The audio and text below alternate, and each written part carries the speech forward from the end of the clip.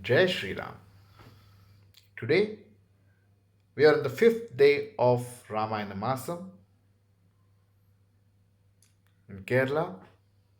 Every household is trying to read the grand epic for 1 month, and we here are reading the story written in English for our English audience. Yesterday we saw the marriage and the travel back to Ayodhya of King Dashratha and his four sons Rama, Bharata, Lakshmana, and Shatrughna, along with their wed wives. So we see happiness all over. Till yesterday it was Balakandam. We are going to start with Ayodhya Kandam. So let's see what's happening in Ayodhya. Let's see how the newlywed are getting accustomed to the culture of the great kingdom of Ayodhya. In Ayodhya, the palace seemed a paradise on earth. Contentment reigned supreme everywhere. In the evening of the life, King Dashratha found everything to his heart's satisfaction. All the four sons were blooming in excellence. The newly betrothed daughters in law were delightfully getting absorbed to the royal family. The queen mothers were beside themselves with joy over the even tenor of life. It was hoped that this symphony would be maintained all through. Soon after the bridal party returned to Ayodhya from Mithila, an agreeable request came to Dashratha from his aged father in law, the king of Kekaya. The person who came on this commission was none other than the ruling prince Yudhajit, the brother in law of Dashratha, the brother of the third queen, Queen Kekayi.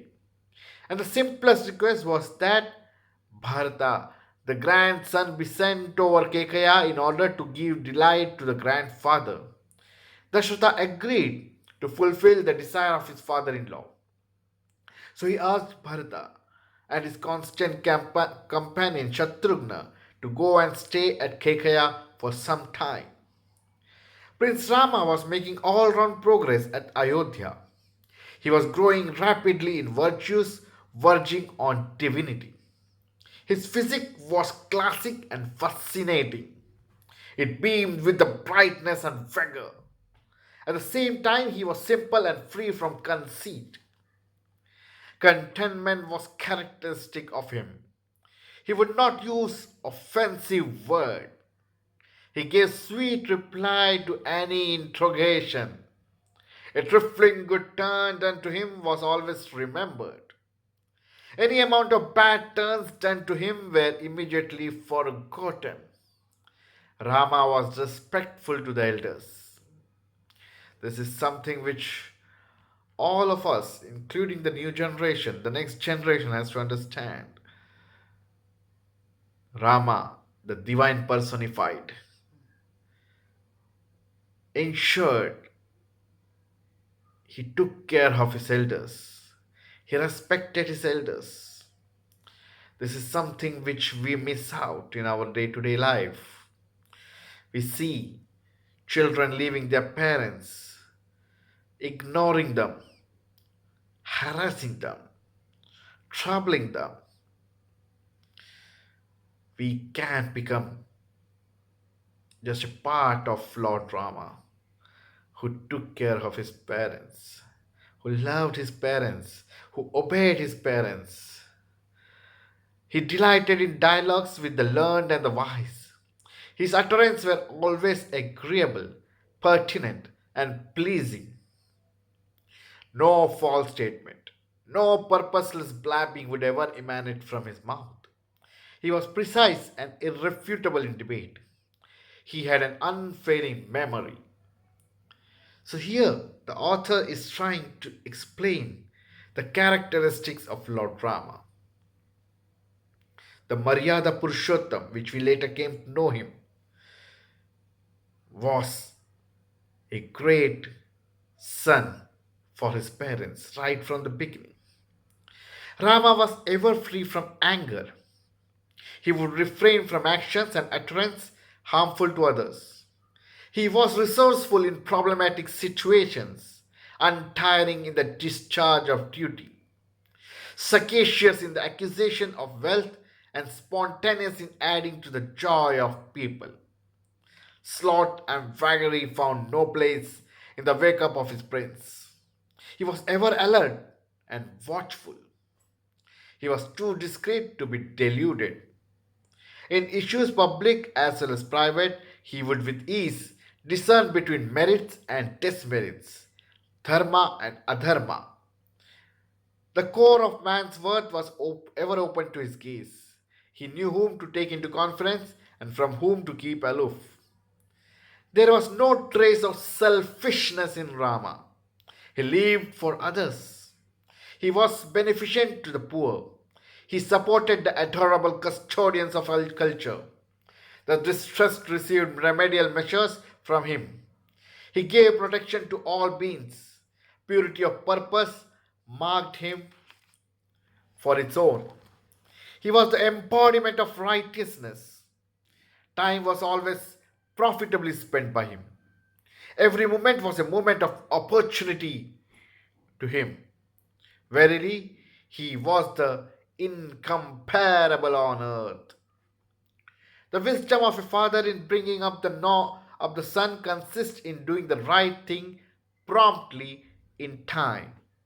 As the son comes of age, he ought to be entrusted both with the power and property. The youth's dormant talents are thereby drawn out. Opportunity induces him come out in exuberance. King Dashratha knew of his law of life and wanted to give effect to it. On his part, he was waning in vigor due to the age, while Rama was waxing in vitality due to adolescence. The right course, therefore, open to the father was to crown the son the heir apparent or the Yuvaraj. But it being a public issue, he could not decide it all by himself. He first broached the matter to Vashishta and Vamadeva. Receiving their approval, he called a council of wise men, the nobles, and the representatives of commoners and invited their views.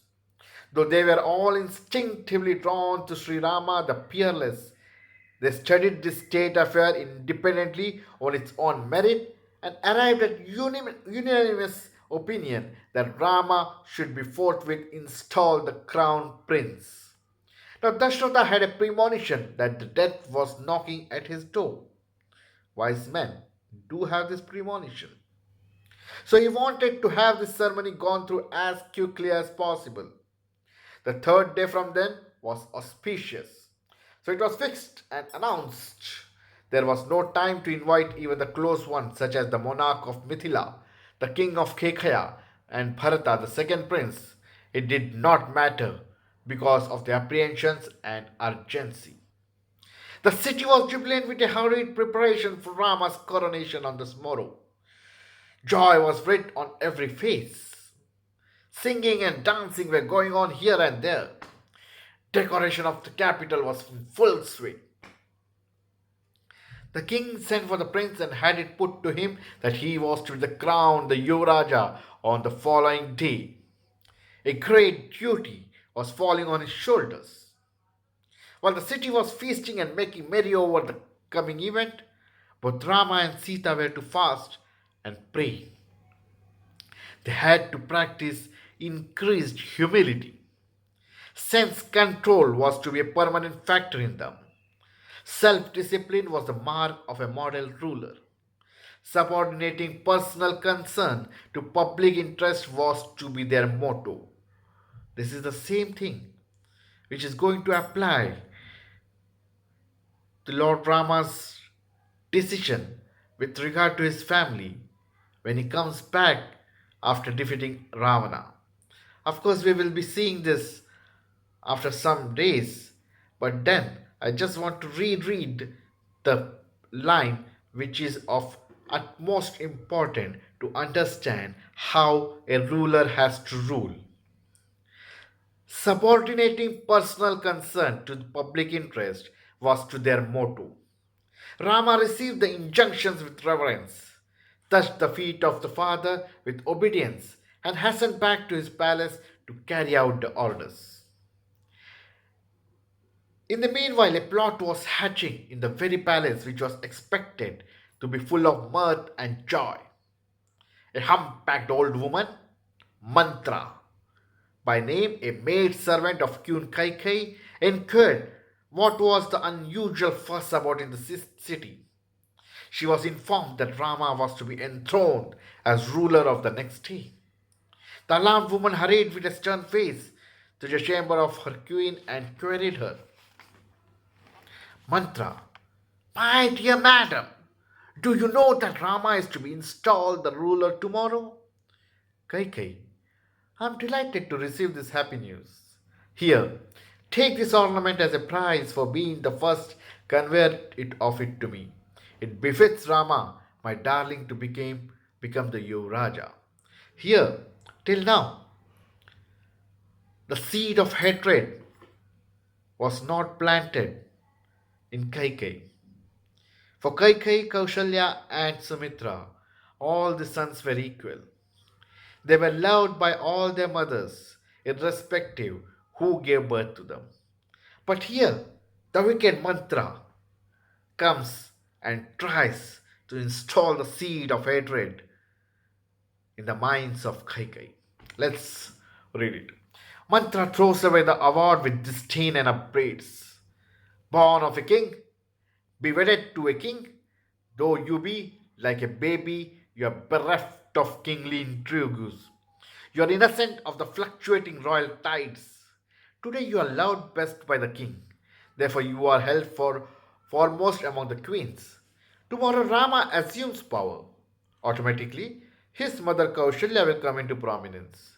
You will be obliged to play second fiddle to her, and that will be misfortune. Today Rama and Bharata enjoy the same status as prince. Tomorrow when Ram becomes ruler, Bharata will become the subject, and that will be his ill luck. You are unwittingly paving the way for your own downfall and that of your son. And how shall I be mute witness to it?